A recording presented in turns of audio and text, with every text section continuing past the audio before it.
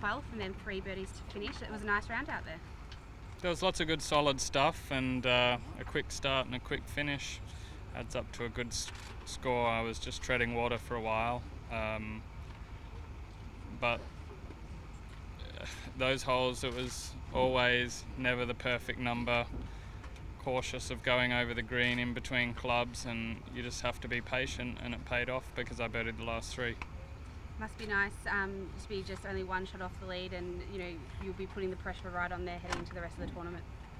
Well, hopefully that was our best conditions maybe this morning. It was lovely, and the wind hadn't really picked up that much at all, so it was very manageable, but I expect tomorrow afternoon to be a lot tougher, and like I've said for a couple of days, you're going to have to hit a lot of greens this week because chipping is very difficult.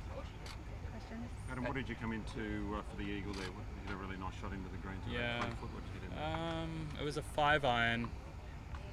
I think it was about 238 yards. Yeah. Adam, the wet weather yesterday would have helped the green situation. You mentioned that the greens were a bit soft, a bit wetter. Did they make a difference? Yeah, definitely. It was soft today.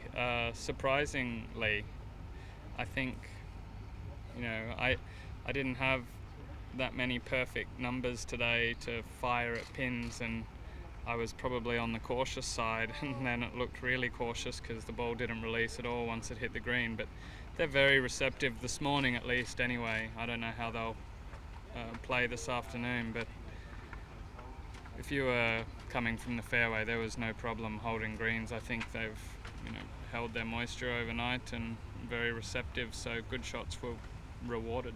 Adam, you talked about changing your sort of mentality going into the first round. Was that the change today?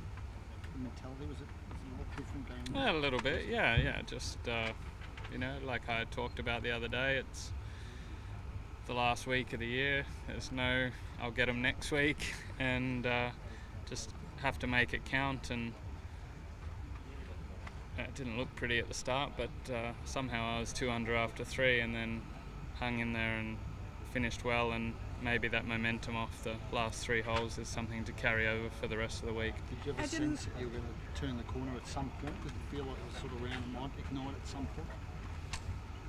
Yeah, I thought I could have got it going after the eagle, and unfortunately I misread a shortish putt on 15 to go 3 under.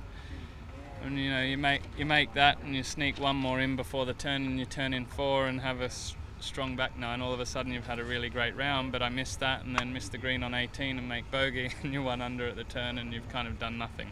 So it's momentum's such a huge thing in golf. Small things at random points in the round can count for a lot, and it was nice to finish strong because I generally think I'm playing better than what I've scored with. Adam, the course was obviously developed over a 2-year period, and last year there was a degree of inconsistency, particularly on the greens. Do you think it's sort of evened out, that they look and run and feel the same on the 2 sides?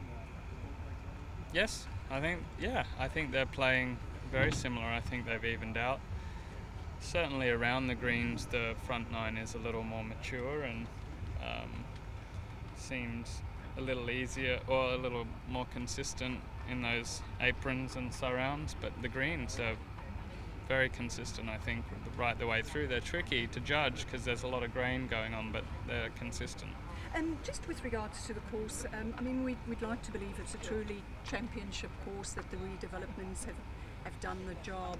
Would you agree that this is a course that is of the highest calibre to stage the highest calibre events? I think it's a very difficult golf course, and if that's what they wanted, then they've certainly achieved that. We have to give it time to settle in. Because of the extreme areas around the greens, the grass that's around the greens is very important in making it playable or not. And I think that's one thing that must be kept in mind when you're building courses, is how's the grass going to be. Because if you need to play it along the ground, it must be fairly tight knit, and that's tough on Bermuda. So in time we'll find out, but certainly it's difficult enough for us, that's for sure. Adam, are you expecting a Jekyll and Hyde kind of a character heading into tomorrow's afternoon round? You mentioned especially with the wind getting up. I hope not. Yeah. I'd like a nice afternoon for us, but